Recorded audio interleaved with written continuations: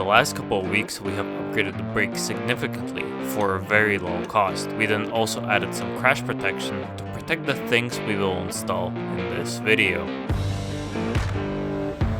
There is going to be heat, there is going to be blood, there is going to be metal fragments flying everywhere, and more. A couple of things we will need for this install: Brembo 19 RCS Corsa Corta, a normally closed switch, steel braided lines, in this case made by Spiegler, Brembo Reservoir Kit, and a lot of time. In order to fully commit to this install, let's get rid of all the brake fluid and the brake lines. I used this really handy brake bleeder, which worked perfectly. I'll provide the links to all tools used in the description below. Using this tool at the beginning really does make this job much cleaner, as it sucks the brake lines almost to the point of being dry. Now let's take apart the bike. This process is actually pretty easy compared to what we're going to do later in this video. The seat, the gas tank, all breather and fuel lines need to be removed.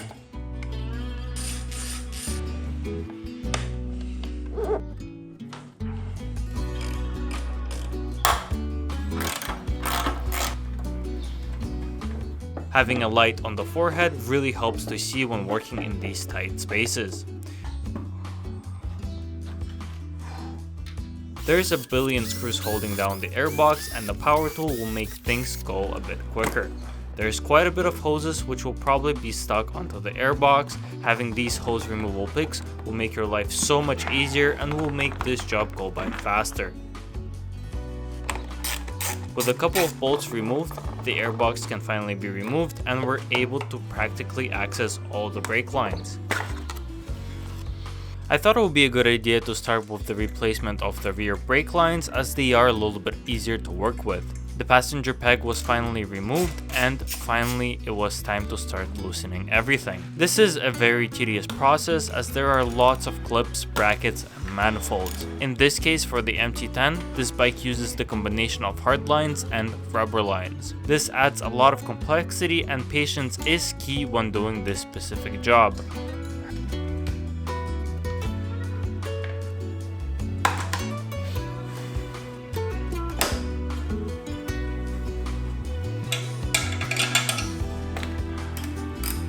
As per instructions, I had to modify the manifold bracket, so a rotary tool was pretty useful here.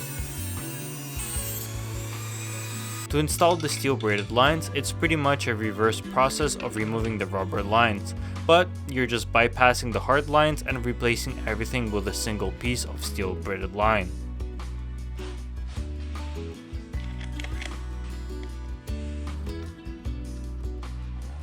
Since these lines are really flexible, I had to play around with the placement and secured everything with the provided clamps on the bracket we cut with our rotary tool. I did have to twist the brake lines a little bit to have a perfect fit, and it was time to torque everything down. The recommended torque for tightening the banjo bolts is around 13 to 16 foot-pounds. Now, meanwhile, the rear caliper is really easy to torque down. The rear master cylinder is more tricky, as banjo fittings will want to spin on you, so putting a wrench between the frame and the fitting will ensure that everything stays in one place. Torquing the ABS unit is another story, as it's bolted to a flimsy piece of plastic on the bike. So I had to hold it with one hand, meanwhile trying to torque the bolts with another hand, meanwhile trying to prevent the fittings from spinning. I managed to get those fittings to about 11 foot-pounds. Now, if you guys are interested in getting great looking motorcycle first person footage, check out Ride Moto, which offers a large assortment of custom helmet camera mounts that go exactly in the center of your helmet for a really clean looking setup. All links below, and worldwide shipping is available. Now that we're done with the easy part, it's time to move on to the hard part.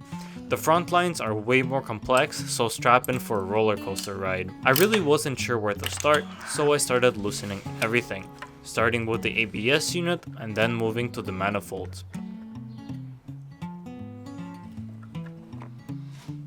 Onto the clips, and again these picks made me actually not hate myself trying to remove these lines. It is also recommended to remove the radiator from the motorcycle to have more space trying to fish through the brake lines. Ain't nobody got time for that. So I decided to remove all the mounting bolts from the radiator, which gave me about 1/4 of an inch of movement, which was oddly enough. There's practically no space up in the front, so get ready, the struggle is going to be real. First I loosened the top bracket that holds the brake lines. Thank you.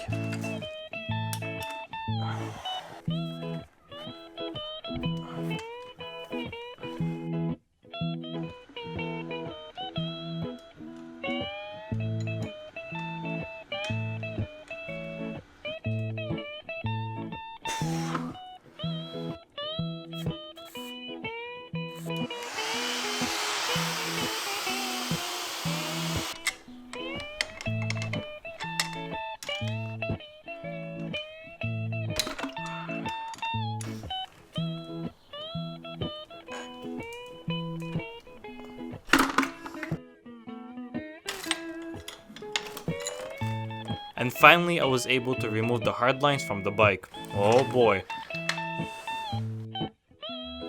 The rest is honestly a piece of cake compared to what we've just done.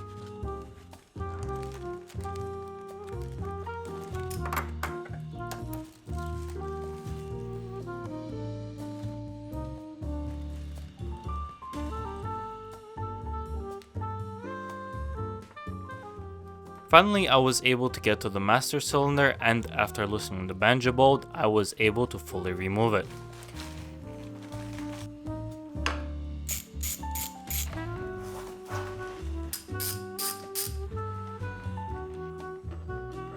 I will make a full separate video covering the Brembo master cylinder, but in short, the MT-10 runs on a normally closed brake switch, meanwhile the one that comes with the Brembo master cylinder is normally open, so I had to purchase a separate normally closed switch that will fit this particular master cylinder. I had to cut off the metal part and we were back in business.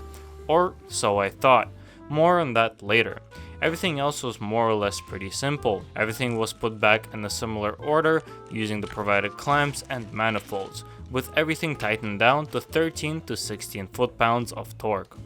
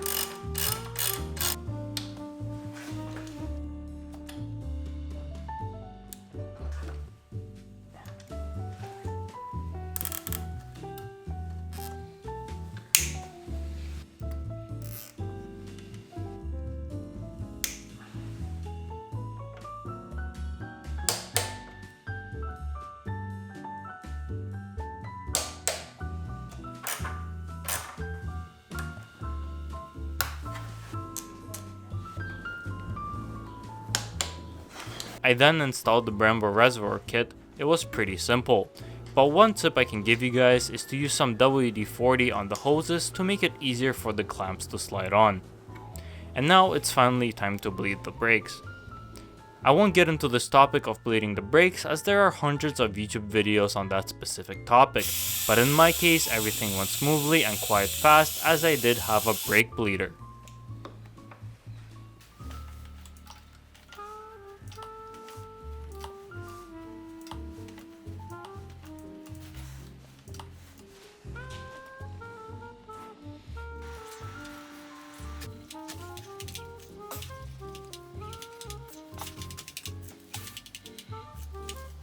Finally, to wire up the brake switch, I had to combine the cruise control and brake light into one circuit. The blue switch wire went to the two negative black wires and the brown wire went to the two positive red wires on the bike, which kind of looked like this.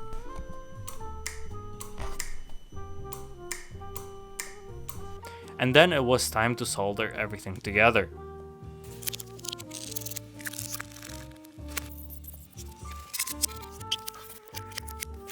Finally, never again.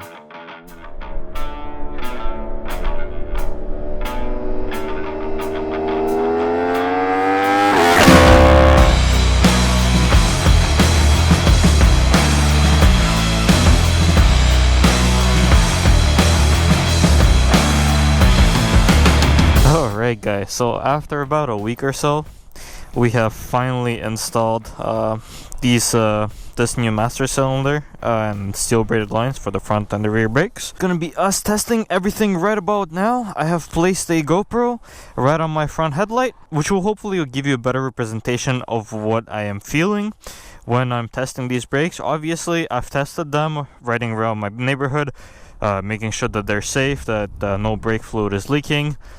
Well, I haven't checked that it's not leaking, but there's still pressure in the brake levers every time I brake, so that's good. And I have right now the master cylinder just set in the normal road mode. Let's talk about the rear brake. The rear brake is actually much better than it used to be. It's not mushy anymore. After having the brake pads done and the steel braided lines, I'm actually experiencing a lot more feel throughout the range of the lever going from up to down. Let's move over to the front master cylinder. Am I getting more initial bite right now? It doesn't feel like it. The initial bite is more or less the same as it was before with the new brake pads and the old master cylinder. Now, where do I feel that these brakes are much better? Well, take a look here. Let's go around this curve and let's brake a lot. And right there, I can feel that I have way more power and I feel way more comfortable braking harder. Okay, so now it's in race mode, and as you can see, there's almost literally no free play. It's very minimal compared to what it was before. Let's accelerate and brake right away. Honestly, in my gloves, I feel like there's zero free play. As soon as I press on the lever, I get the feedback that I'm looking for right away. Now, there is a small problem with this. As you adjust the adjuster, it brings the lever forward on the plunger. So on the race setting, as I'm pressing the lever, the bike is already braking like quite substantially, but the problem is my rear brake light is not activated. Since I've wired this specific switch into my rear tail light and my cruise control, what happens when I ride in cruise control, I'm not able to deactivate it through my front brake unless I press it pretty hard. So let's do an example right over here. Let's turn on the cruise control and press on the brakes. The bike is slowing down, but the cruise control is still activated. So I really have to smash on the front brake, which jerks the motorcycle quite a bit for me to stop using cruise control, which is not doable and is a little bit dangerous. Alright guys, so I solved this in about 1 minute or so. All you have to do is just file down this tip right here. If you file it down about halfway, your brake will activate perfectly and you'll be able to deactivate cruise control and race mode without the bike actually braking. Now, another issue that I'm facing with the switch is you can also disable the cruise control by rolling the throttle back, which does not work anymore. And that's actually really weird. Alright, so this video is already getting way too long. So what are my thoughts? Brake pad upgrade was definitely worth it for only $150. However, this upgrade is substantially more expensive, coming in at around 1,000 Canadian dollars. Now, in my opinion, if you're keeping this bike for less than 2 years, I don't think it's worth it to get the master plus the braided lines upgrade, as it's way too much money and way too much work for something you will sell in a year. However, after playing around with the settings, I found the perfect match that fulfills my needs. I'll have a full video dedicated to the different settings these new brakes offer. If you are keeping this bike for a longer period of time, then I definitely recommend this upgrade. The brake feel is substantially improved and you do get way more power and confidence when braking more than 35%. As for the drawback, you do lose the function of deactivating cruise control by rolling the throttle backwards. But for me, it's not a big deal. This did cost upwards of around 1,000 Canadian dollars, which is quite a bit, but for a person like me who wants his motorcycle to perform as good as possible, this was a purchase that I can justify. All tools and additional information will be mentioned in the description below. Thank you so much for watching this video, and we will see you in the next one.